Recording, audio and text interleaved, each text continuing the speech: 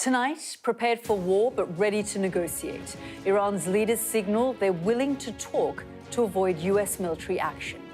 But inside the country, more body bags as hundreds are killed in a crackdown on protests.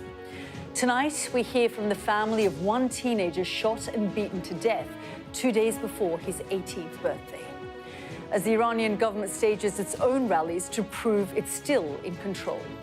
So what could tip Iran over the edge? The White House is insisting Donald Trump isn't afraid to use military force. We'll assess the likelihood of airstrikes coming up.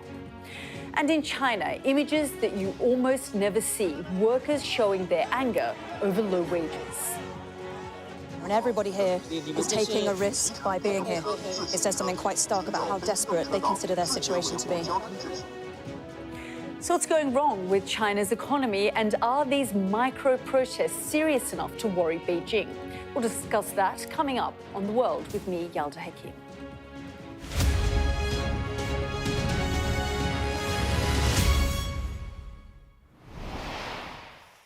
Good evening.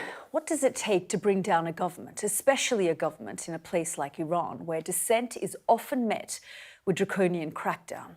These images showing tens of thousands on the streets across the country setting fire to cars and buildings suggest a regime close to collapse. But it's not that simple.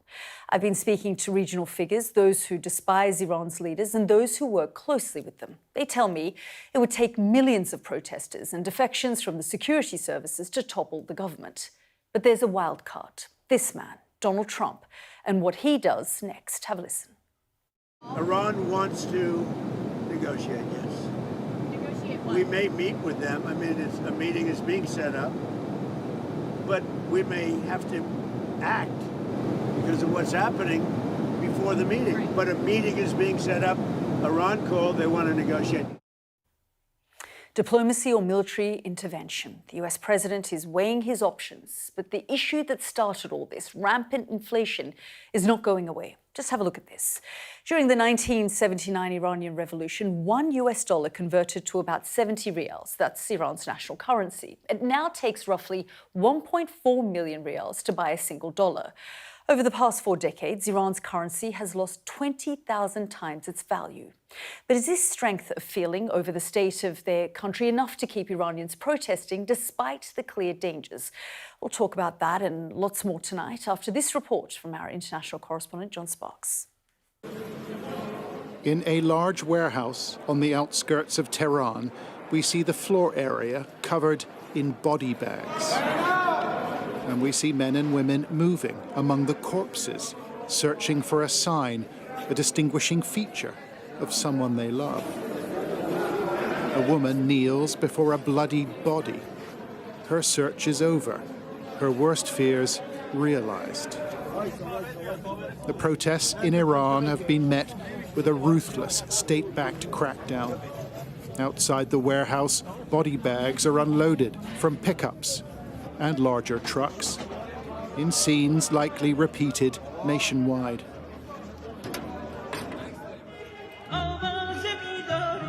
State television has chosen a different way to tell this story.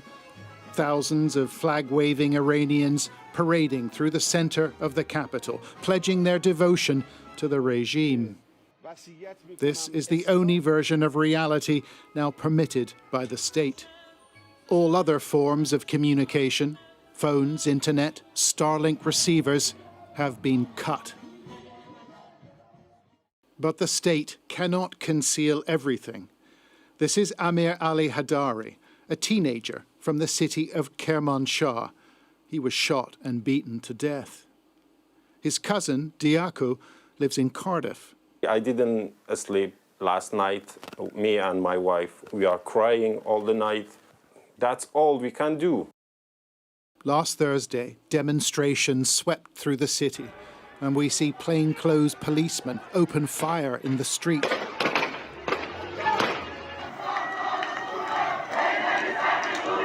Later, protesters gathered in the center, these images taken near the location where Amir lost his life. He was shot in the heart, and as he was taking his last breath, they hit him in the head with the butt of a gun so many times that his brain was scattered on the ground.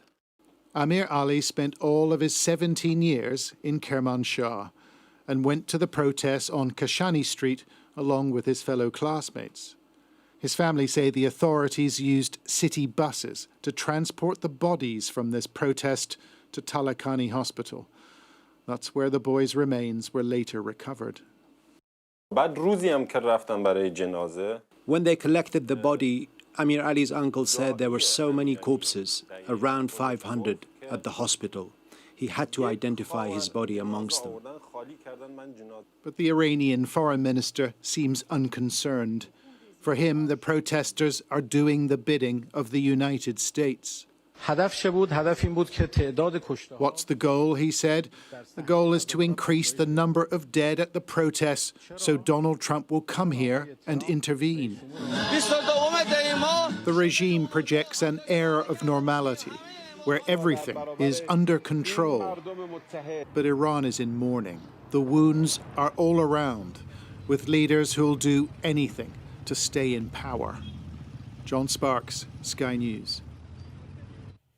Well, the White House has insisted that all options are on the table. So how quickly could Donald Trump take action? Our defence and security analyst Michael Clark has this assessment. The Iranian government have been very successful at blocking out news coming out of the country, with taking down the internet and even apparently being able to interfere with the Starlink signals that were providing a sort of a link. But we do know a certain amount that is relevant to the protests. A couple of things. Sky Forensics has been able to identify the places where protest is taking place. And two really important markers are evident on that. One is it's taking place not just in the capital but elsewhere. That's always a big step in national protests. The second thing is we look at the targets of the protesters. They're not just overturning cars and setting fire to them. That's easy. Lots of protests do that. They're going for government buildings. They're going for government infrastructure. They're hitting at the government, and there's no way back when they start to do that. So they are very determined. The government said that they will suppress it, and the United States has said that they will not stand for the suppression of the protesters and seem to be working themselves up in the US to intervene in some way or other. What can they do? Well, there's a series of non-kinetic options. So they could try cyber-attacking the IRGC, the Iranian Republican Guard, and the secret police that operate with them. They could try maybe decapitating some of them by actually taking out, by assassination, some of those leaders of the IRGC. And they could try to build up the idea of an alternative transitional government. There is a transitional council to make it clear that there is a group of people who could move in and establish a better government if this government falls. But they also have some military options, and President Trump seems to imply that he's getting quite interested in them. The Americans have air bases all over the Middle East. The two most important are at Al Udeid in Qatar and Al Dhafra in the United Arab Emirates. And they have big forces there that are able to do lots of different things. It's possible that Middle Eastern governments wouldn't be happy about air operations against Iran being staged from their countries. If that were the case, then the United States could use Ramstein in Germany. That's their big base. They can do lots of things from Ramstein, and they can get to Iran from there. If they couldn't do that, they could also use their carriers. Their aircraft carriers provide them with a lot of flexibility, but although they have 10 or 11 of these carrier battle groups, they've only got 3 of them operational that we know of at the moment. The Gerald Ford is in the Caribbean. The George Washington is in Japan. The Abraham Lincoln, that's the closest, but that is in the South China Sea. And to get from the South China Sea to Iran is a journey of about 3,500 nautical miles. So that would actually take 5 or 6 days minimum for the Abraham Lincoln to get to the right place. It might happen. But the fact is, the American military are preparing for every eventuality, but only the man in the White House will decide which eventuality they might choose. That's Professor Michael Clark reporting there. Let's go straight to Washington and speak to our US correspondent, David Blevins. And David, for days now, we've been hearing that the United States feels that all options are on the table, including also be part of the mix. Yes, that's right. Well, according to the White House, Yalda, what's happening publicly is very different to what's happening privately. Publicly, Iran says it's much more prepared militarily than it was when the US struck its nuclear capability last year. But privately, it appears to be seeking negotiation with Washington now. And that would most certainly be an attempt to de-escalate tension before there was any need for military intervention by the United States. We don't know what form this this contact took, whether it was a phone call or a text message, but it is reported to have come from Iran's Foreign Minister Abbas Araghchi to President Trump's peace envoy Steve Witkoff. They would know each other, of course, because they would have been in contact during nuclear negotiations in the past. And Caroline Levitt, the White House press secretary, is now stressing that diplomacy is certainly one of the options available to them. Let's just listen to what she had to say. I think one thing President Trump is very good at is always keeping all of his options on the table, and airstrikes would be one of the many, many options that are on the table for the commander-in-chief. Diplomacy is always the first option for the president. The president has shown he's unafraid to use military options if and when he deems necessary, and nobody knows that better than Iran. What this tells us is that the line of communication remains open between Tehran and Washington, despite the breakdown and stalemate in the nuclear negotiations and the fact that they've been trading threats.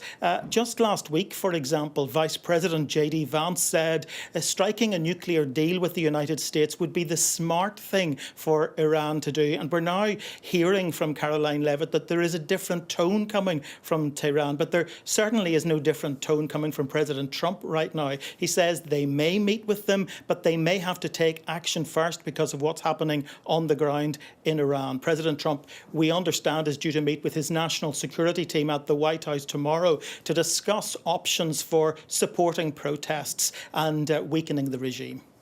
David, as always, thank you so much. Well, these nationwide protests were triggered by soaring inflation, and at the centre of Iran's economy is the Revolutionary Guard, or the IRGC. Today, the IRGC wields immense control over not only Iran's security apparatus, but also its energy resources, transport infrastructure, banking system, telecommunications, and industry. And the man who controls it is this man, Mohammad Pakpour. He served as a commander in the 80s during the war with Iraq, when the IRGC was given greater power over Iran's economy and industrial output.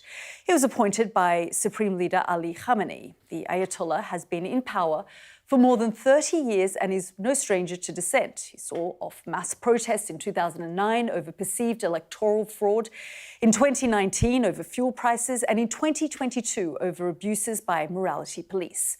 And waiting in the wings is Reza Pahlavi, the exiled crown prince who's been positioning himself as a key figure in Iran's future. Pahlavi has galvanized protests in Iran in the past week, urging demonstrators to seize control of cities.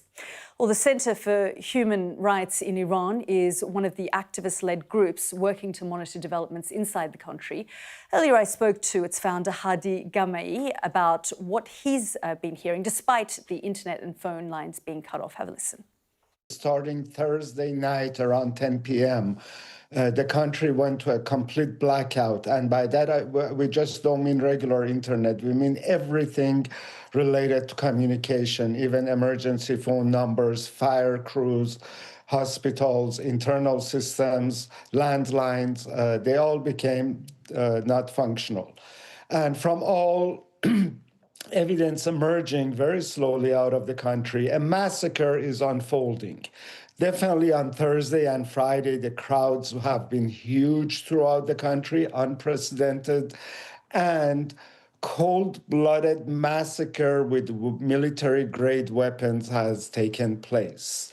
We have just interviewed a doctor who attended to injured in hospitals in Tehran from Tuesday to Friday morning, and then Friday and Saturday in Isfahan, who just arrived abroad yesterday. We have just published a detailed interview with him that he says, as of Thursday night, the nature of injuries became like a war-torn front.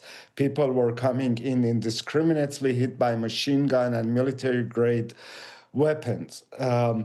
It's impossible to put a number on it yet, but the most conservative estimate is at least 1,000.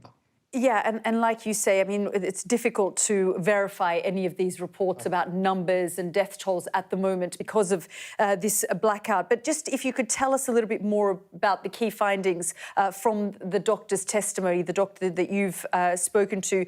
You said that the doctor has said that there's been live ammunition and military-grade weapons that have been used against civilians. Exactly. So the key points are that number one, he says as of Thursday around 10 p.m., the injured people coming in, this is a guy who is in the operation room doing surgery on the injured. He says that the nature of injuries immediately changed. They went from being rubber bullets or pellet guns or single shotguns to becoming machine gun wounds, war-type wounds. And he said all the hospitals were overwhelmed. They just did not have the personnel to accept so many dead and injured. The second issue he pointed out was that there seemed to have been a very concrete transition around midnight Thursday, with the police forces ordered to pull back and Revolutionary Guards with military-grade weapons and Basij forces moving to the front to mow people. He was shocked at the indiscriminate nature of the injuries and the wounds. He also said that the city centers, the two cities he traveled through, Tehran and Isfahan, everything was literally burned out or looked like the crowds had been huge. And the regime was doing its best to clean up as soon as it can. But the level of confrontation seems to have been very, very serious on Thursday night, especially. And just briefly, what is your expectation now from the international community? Because we are hearing President Trump talking about having all options on the table. But what are you expecting the international community to do? Yeah, it is urgent that the international community recognize that this Islamic Republic currently is not a legitimate representation of Iranian people, representative, and is committing huge, gross crimes that it already aided and abetted Bashar al-Assad to do in Syria, and today it's trying to do the same thing in Iran, and we should prevent such a mass killings. There should be immediate diplomatic isolation. There should be more economic pressure, and the U.S. administration got to make sure whatever it decides to do, and the messaging has been somewhat changing the last 48 hours, it has to help the protesters. It cannot throw them under the bus, and basically having come to declare support for them, it has to provide meaningful policies that help them. That was Hadi Gamei, the Executive Director for the Center for Human Rights in Iran. Joining us now from Washington tonight is Yusuf Azizi, an international affairs analyst. Thank you very much, Mr. Azizi, for joining us here on the program. I'm just hearing there from the Center for Human Rights in Iran. I mean, frankly, there's been a total blackout in the country for about 96 hours or so from last Thursday night. Is this the regime trying to prevent the world from seeing what's going on inside the country? Thank you for inviting me. That's a question we don't know the answer yet because the message coming from Iran show that it seems the streets in Tehran, the big cities like Tehran, Mashhad, Isfahan, and other cities is back to the 1980s when there is a amount of violence between opposition group and the newly established Islamic Republic was very wide, and people, ordinary people, the people who are not participated in the protests or affiliated with Islamic Republic, also being killed. So we don't know yet, but perhaps when, if something calms down, we know better what's happening inside Iran. Is it just propaganda or no? It is something very bad. It's dangerous for many people. People like me, many Iranian in diaspora, we haven't in contact. We couldn't contact our families for around the days and times you said, about 3-4 days that you said, even more. So this is very uncertain time for Iranian inside Iran and around the world. As you say, there have been protests in the past. You've talked there about the protests in the 80s. Does it feel, though, that this time it's different for the regime? And I guess for no other reason, perhaps, other than the fact that Donald Trump is using incredibly tough language on the regime. So this time, particularly this time, it is started based on the economic situation. In 1980s or recent, the past decades, unrest is about political, cultural, or other issues and economic situation. But this one particularly started when the situation in Iran get worse and worse. And just as mentioned, the government, the Pezeshkian administration launched an economic surgery, which is backed by the entire system, but parliament, but everyone in Iranian political regime, which, the national currency lost around 50% in some day, in a few days. And this is after already falling sharply less than a year ago. So there is a wide range of inflation. The inflation is go very high, over 60-70% on basic goods. And what's happening is that, about 70% of people in Iran now live below the relative poverty line. More than 30-40% live below absolute poverty. So what I wanted to say...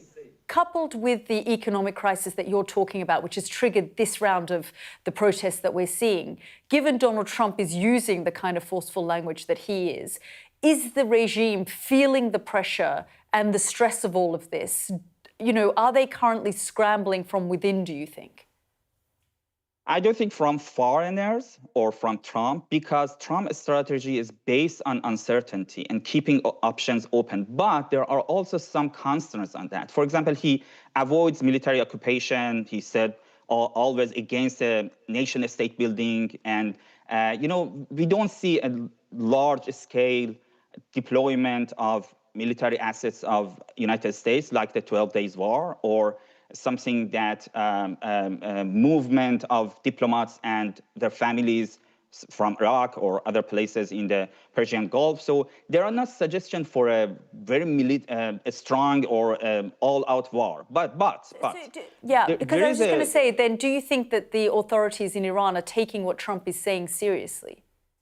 So we can see the examples in Venezuela. So Trump shows that he has a range of options, and he could surprise anyone. So targeting key figures or targeting security bases, it's give a sign to opposition to do something more. But again, it is a risky operation for the United States. And the United States under Trump shows that it's not very stress on democracy or human rights, not concerned about this. Maybe it wanted to make limited pressure on the Iranian government in Islamic Republic to gain something on nuclear negotiation, on missiles issues, on regional security, and Iran's behavior, Islamic Republic behavior in the region. So this is the problem that we could see on opposition side of Iran. They don't know what Trump wanted to do. So in the meantime, though, we're hearing testimonies through this human rights in Iran organization. They've spoken to a doctor who says he has seen the live use of ammunition and military-grade weapons against civilians, mass casualties in hospitals, the systematic surveillance and intimidation in medical facilities. So the authorities in Iran continue to, despite what the international community is saying, to crack down on the Iranian people. So Iranians are trapped between bad options. One is the government, that we know it is incompetence. But we have the opposition who are divided, who don't have clear paths, and who are fighting each other in the street of Toronto and Los Angeles. You can see just the videos of that. And most of them, unfortunately, some of them linked to foreign powers. And this is backfire in Iran, in many countries. The Iranian, from the historical experience in the past centuries, and also the past 2 decades, United States intervention in the Islamic countries in the region, like Syria, like Yemen, like Libya. They know that if the central government weak and fragile, probably the basic things that they have, the construction infrastructure they have, it could be gone, and the country could be divided. So, as I said, there are bad options that Iranians are stuck between them. Mr. Yusuf Azizi, we're going to have to leave it there. Thank you very much for your time. You're watching The World with me, Yalda Hakim. Still to come on the programme. Are the US and Israel working up plans for a strike on Iran? We put that question and more to America's ambassador to Israel, Mike Huckabee.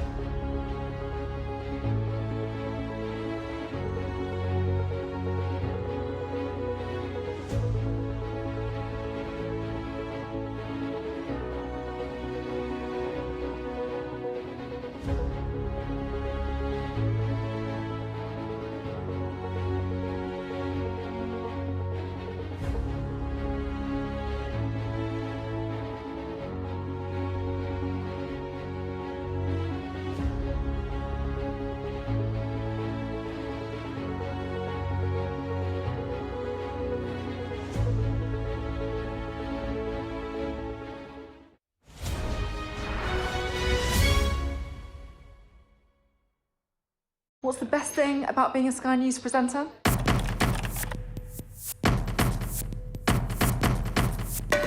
We've done the work and the reading, so you don't have to. Being a Sky News presenter. Hello and welcome. Westminster, the heart of British politics. I'm so sorry about what happened to you. So what on earth is going on? It's not true. Can I tell you what I think? It's really unusual. Mornings with Ridge and Frost. Let's crack on. Let's get started. What's the best thing about being a Sky News journalist? Who's funnier? Being a Sky News journalist. A special edition of The World with me, Yalda Hakim. Pakistan has the right to respond. You're like, what? A historic day here today. Congratulations, this is a huge moment. But what happens now? The best thing about being a Sky News journalist? They call him the king of the jungle. Being a Sky News journalist. Yusra al-Baghir has this report. And this is what's left of it. As a woman of colour, how did the Harris campaign speak to you? People risk their lives to speak to us for this report. Mr. Zuma, Sky News. We're trying to see as much as we can. The US ambassador to Israel has told Sky News that he knows of no plans by his country to launch military strikes against Iran. That's despite President Trump having said he's considering such an intervention in support of mass protests against the regime. Ambassador Mike Huckabee sat down with our Middle East correspondent, Adam Parsons. What kind of active role do you anticipate the United States playing in trying, I assume from your perspective, to try to hasten regime change? I don't think it's something the United States is actively engaged in trying to hasten anything. It's a matter of respect, and this is how President Trump has framed it. He certainly wants there to be recognition that the government of Iran should not murder its own people, should not injure them and hurt them because they're protesting. They have a right to protest, and they're protesting about legitimate things. So are you ruling out a military attack by the United States or indeed by your great ally Israel on Iran? I don't think that right now the U.S. or Israel is making plans to engage. I don't know what may happen. I simply don't know. I would be totally out of my league if I said, here's what will happen. We don't know. Would it be your estimation that a missile strike now could have colossal consequences and is not worth the political and humanitarian risk? Yeah, and frankly, those are decisions that are going to be made in Washington by the president, by the Secretary of War. But I'm not hearing anything at this point where America is preparing to engage militarily. If they change their mind, I'm sure they'll tell us all. But right now, it's really a matter of watching what is an organic movement coming up from very, very disgruntled, rightfully so, Iranian people who have decided that they can't keep going on like this. A lot of people look at American foreign policy right now and see this Domro doctrine, which they interpret as might is right, that America flexing its muscles militarily, threatening Greenland, taking Maduro. How does that play out in the Middle East here? To what extent are we still going to look for America flexing military muscles in order to try to achieve diplomatic objectives? I think we have a president that would rather never use military power. He would just rather never having to deploy it. But he's also a president that's not a chump. He's not going to watch people slaughtered.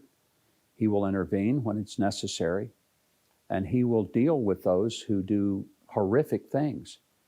Ambassador, here you're of course based in Jerusalem. This isn't just about America, it's also about Israel, looking at Iran. Both of you have had, of course, huge diplomatic roles with Iran in conflict. To what extent are you working hand in glove with Israeli intelligence in formulating plans for Iran? I think it would be a false calculation to say that America and Israel are working on plans for Iran. What we are doing is certainly working together to review and to understand what the people of Iran are doing and to gauge with great interest this revolt of the people who have every right to be fed up with the Iranian regime. I want to ask you about Gaza. When we do get back the final hostage, the remains of the final hostage, and we enter into the second phase, a key component of that is, of course, this board of peace, which will be chaired by President Trump. Who else will be on that board? And particularly, will Tony Blair still be involved? I don't know. I mean, it's going to be announced when it's ready. I think we all thought it might have already been announced. But one of the things that I appreciate about the process is it could have been done quickly, but there's a greater desire to do it right than to do it fast. And what does that mean? What does do it right? Because lots of people look at this and say, do it right means Palestinians having control of Gaza. There will be a Palestinian technocratic government. That's part of the peace plan that President Trump has outlined. Who is on that is yet to be named and determined. And that process, I know, is intense, and it's going on every single day. And is your anticipation that Palestinians, that Gazans, get back all of Gaza? I think that's the ultimate plan. I don't think Israel has ambitions to live in Gaza, to establish anything there. But I'll tell you what they do have absolute convictions about. They don't want another October the 7th. They'll maintain the border, and they won't allow something like that to happen to them again. And as you know, Britain, France, many other countries have now recognized a state of Palestine. That is something that you objected to, but it's considered normal, everyday diplomatic opinion by so many countries now. Why are they all wrong? It wasn't just me. My government, the United States, has been vehemently opposed to this unilateral recognition. It was to us not only ill-timed, it was very damaging and hurtful to the process in Gaza. It was damaging to what we were trying to do in alleviating some of the financial crisis between Israel and the Palestinian Authority. I'm not sure to this day what was accomplished by it other than to really mess some things up that didn't need to be messed up. and for some grandstanding to go on between some European leaders that thought that somehow they were going to bring some great resolve, which they did not do. Ambassador Mike Huckabee speaking to our Adam Parsons, and Adam joins me live now from Jerusalem. Adam, great interview. Just referencing back to the conversation you had with him about Iran and all options being on the table. He seemed to play down the idea of military strikes, but of course we keep hearing that behind the scenes the Trump administration is weighing up all options right now. I think there's a twin track approach going on here, which is that they are putting plans in place for a military strike if that becomes their number one option. Right now, it isn't, but these things can change quickly. And you talk to any diplomat who's had anything to do with the United States over the past year, they will tell you that the mood of the White House, the mood of President Trump can change in the space of moments. Now, what is the calculus? I think right now, the Americans and indeed the Israelis would say, why would they attack Iran? What is to be gained and what could be lost? And it is point two, Yalda, which is really significant. What might you lose? Well, you might lose the support of the protesters, because last year when we had that war between Iran and Israel, and America struck Iran as well, there was a kind of feeling of people rallying around the flag, and that in a sense made them rally around the regime. I think there's fears from the Israelis and really very profoundly from the Americans that if they attack now, it could be completely counterproductive. So I think they want to sit on the sidelines and see how these protests start to manifest themselves, if they move the dial, if the regime seems to be in danger of toppling. But what could change that calculation is probably if they see an increasing number of civilian casualties. That is something that Mike Huckabee pointed to when we spoke earlier. I think if you started to see signs, and of course we already know there are hundreds of people who have been killed in these protests, but if you start seeing, and Huckabee's word was slaughter on the street, I think at that point he felt that President Trump would be compelled to act. Now, at the moment, there does seem to be a mood that J.D. Vance, the vice president, is strongly against military action at this moment, that Donald Trump is slightly more vacillating between the strength of showing might in this conflict, something that, of course, he feels is important to him. But in this region, the underlying feeling at the moment, and I emphasize this is volatile, it's a rapidly developing situation, is that the best idea is to sit back, watch, give oxygen to these protesters, and to try to think of ways of supporting them.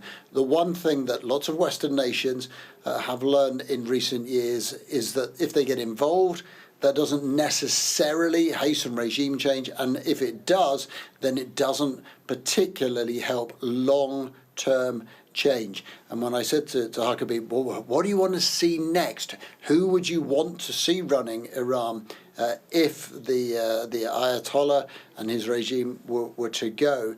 Then he said that would be down to the people. That is not something that America would wish to choose. Well, as we've known, over many decades, America has picked leaders. It hasn't always worked out well. Right now, America is standing on the sidelines. But goodness me, if there's one thing we've learned over the past 12 months, it is that the truth right now isn't necessarily the truth around the corner. Yeah, absolutely. And Adam, just, this is potentially an election year in Israel. And when I've spoken to diplomats in the region and, security officials and the establishment in Israel, they're also alluding to the fact that perhaps Benjamin Netanyahu, is encouraging Donald Trump to launch some kind of strike in Iran, because whenever Benjamin Netanyahu has gone after Iran or Lebanon, his approval rating goes back up. So in a sort of more sinister way, for Benjamin Netanyahu in an election year, he needs to see these sorts of flare-ups in places like Iran and Lebanon, because it does help him domestically as well. There's no doubt that Benjamin Netanyahu, an extraordinarily successful politician in terms of longevity, you can draw that parallel between military success and the projection of Israeli power and his popularity. And Benjamin Netanyahu, as he heads towards a general election later this year, needs a boost in the polls. He also has people in his cabinet who are very keen to see action, who are hawkish about Israel's right to respond to attack, and of course who look at Iran as being a sworn enemy of the state of Israel, as being a nation that simply does not want Israel to exist, which has bankrolled Hezbollah, which has bankrolled the Houthis, and of course has bankrolled Hamas. So there are many in Israel who consider Iran and the Iranian regime in particular to be their ultimate enemy. Netanyahu is a political conjurer, and he will know that to his right, and that is the growing area of Israeli politics, there are those who would like to see them strike Iran when it's weak. His only problem with that is A, the Americans could resist, and B, he knows that if that attack goes wrong, it may do exactly the same thing we talked about earlier. It might embolden the regime. It may detract and distract the protest and could be counterproductive. But make no mistake, there are people close to him who want him to attack. Adam, thank you as always for all of your analysis there. This is The World with me, Yalda Hakim. Next up on the programme, flashes of dissent in China and how they're stamped out. A Sky News crew finds themselves bundled into a car.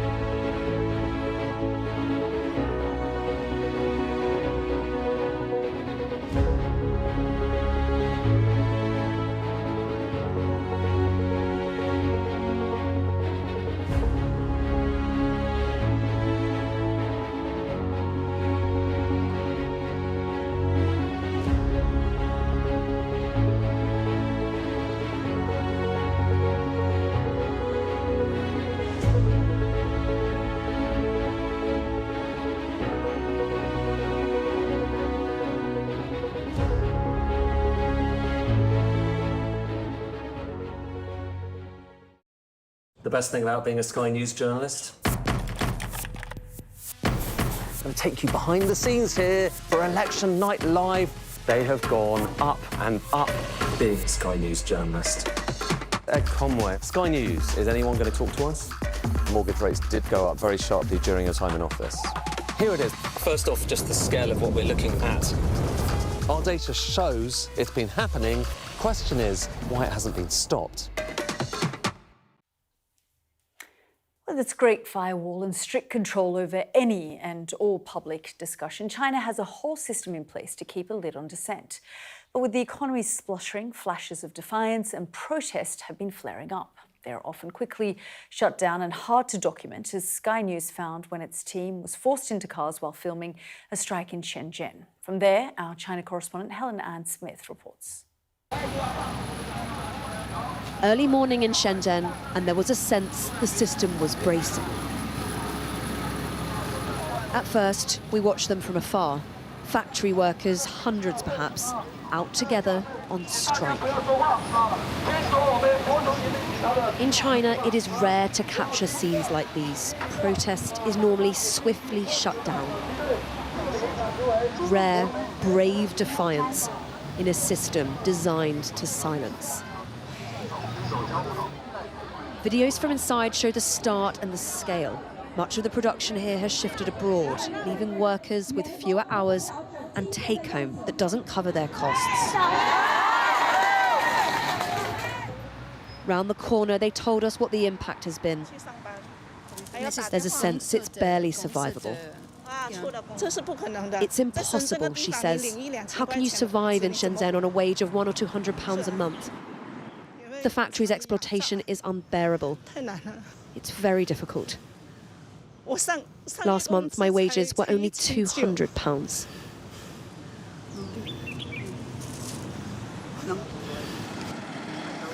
It's important to emphasise just how unusual something like this is in China, and everybody here is taking a risk by being here. It says something quite stark about how desperate they consider their situation to be. The authorities did not want us to film this, but once we got close, the protesters clearly did. But we could barely steady our cameras before this. Wait. Hey, wait. Hey, stop. Okay, all right. Please, hey, stop. Please, stop, please. We weren't physically harmed, but our camera was seized. We were forced into cars and driven away. China does not want its dissent to be seen. But if protest here is hard to document, hard to catch, crucially, it is not actually uncommon. These are just a handful of hundreds of incidents in just the last few months. In fact, data collected by research group China Dissent Monitor shows that protests touch every corner of this country. There were at least 4,861 in just the first 11 months of last year. And there's been a dramatic increase in the number recorded, up 48% on the same period in 2024. And the motivations? Well, 85% of the thousands charted have been about economic grievances. But most evidence is quickly scrubbed by an army of censors. It's accounts like this that preserve it, downloading and republishing on platforms the censors can't reach. The man who runs it is in hiding in Europe.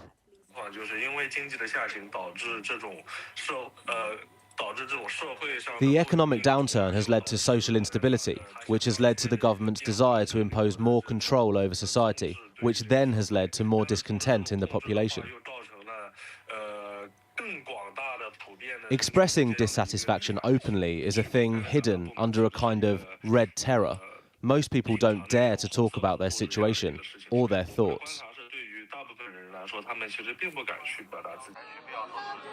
It means that overtly political protest is more risky and more rare. This outpouring of anger at COVID restrictions, the most famous recent example.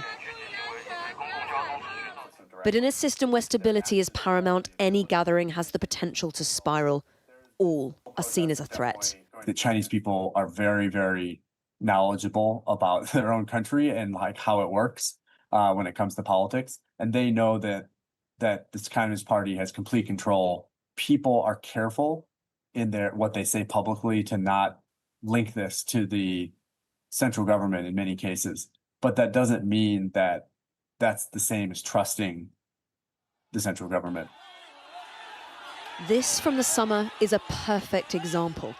What started as a small protest about bullying in schools spiralled into anger at authorities. There are millions in China who don't recognise this. They're prosperous, with no reason to protest. But this system does not want you to see the exceptions, even though they're increasingly there. Helen Ann Smith, Sky News in Shenzhen. Now, I just want to show you two charts that go a long way towards explaining why we're now seeing those images in Helen Ann's report. It's all to do with the economy. Donald Trump's trade wars have had a huge impact. US imports of Chinese products have fallen to their lowest level in more than 25 years. Chinese companies are making less money, and that's had a knock-on impact on wages. As has the faltering housing market. Construction once made up a third of China's GDP. But the industry has been in decline for several years. Construction on new homes is back to low levels not seen since the early 2000s. House prices have fallen, and so has many families' disposable income. With me now is Martin Thorley, author of All That Glistens, Chinese State Party Influence in Britain. Thank you so much, Martin, for joining us here on the programme. We're just talking there and seeing in my colleague Helen Ann's report about the crackdown that took place on some of those protesters in China. But we can also see that kind of level of crackdown here in Europe, across the West, and certainly here in the UK as well. Yeah, I mean, it's very complicated. So internally, it's really positive to get coverage of what's going on that your colleagues just shown there. And of course, there are big problems for the party there in the sense that the party's legitimacy is based upon that economic growth. Now, you've had people for decades saying that the party is in a similar state to, say, what we're seeing in Iran. It's not. But on the other hand, we are seeing a massive shift now away from the explosive growth, the really sustained long-term growth. And so there's a new set of issues for the leadership in Beijing to actually try and navigate.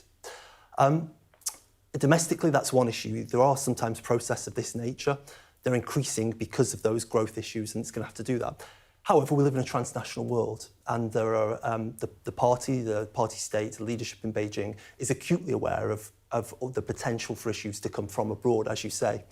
So, as well as what you're seeing there domestically, we also see these issues of transnational repression sometimes boiling up in, say, Europe or even here in the UK. Yeah, because for years we've heard about these sort of almost secret police stations or, attempts to follow dissidents or kidnap dissidents. These reports have emerged at different times. I mean, even this sort of super embassy, which was, the Royal Mint site being purchased back in 2018. There's now a lot of pushback here from lawmakers for the plan around that to be scrapped because they're worried about what that embassy site could potentially be used for. Yeah, I mean, there's a lot of issues, and I think what we've all become aware of, hopefully the last few weeks and perhaps the last few years, is that many of these international norms and the international system it is changing, and perhaps it's been changing for some time. And so it's almost like a new set of circumstances to deal with. Now here, sometimes people talk of, say, the UK or other liberal democracies and China in terms of a Cold War. But of course, it's radically different. The transnational conditions, we have things like the supply chains, market dependencies, other factors. So it's actually a totally different geopolitical landscape. Now, when we bring that and draw it to these issues that you just mentioned there, we see things, so for example, in terms of the embassy, it's a very difficult situation for the UK government, right? Even adversarial states will have embassies, and you have to deal with that. In that instance, it seems to me the crucial factor is this telecommunications issue and cables running by. If you can get through on that, then they'll talk further. But as part of a wider issue, that deal went through in 2018. And the deal went through because of many interesting linkages, some would say conflicts of interest around that deal with the Royal Mint that you identified. Now, that is one visible feature of a far wider phenomenon, this sort of financialisation and capitalisation in countries like the UK. And the problem we keep seeing again and again in the issue here is, yes, there is Chinese activity in the UK. Yes, some of it is nefarious. But the question is the reception. And what we see in countries like the UK, if the country has these linkages to commercial entities, for example, through secondments in business, through the revolving door, through donations from business, from leaders groups like we saw in the Golden Era and the government then. If the government comes to resemble a commercial entity, then everything's for sale.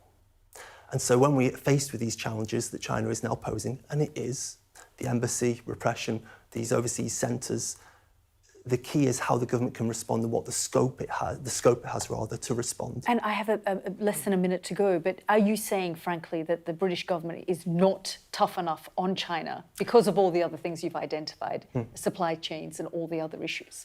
It's not just Britain. Liberal democracies will have to get clear and will have to wake up to some extent.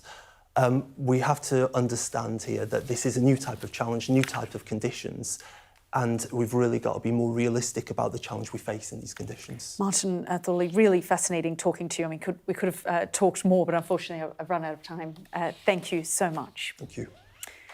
Well, that's it from me and the team here tonight. The World is back tomorrow night from 9 o'clock. News at 10 is next. Good night.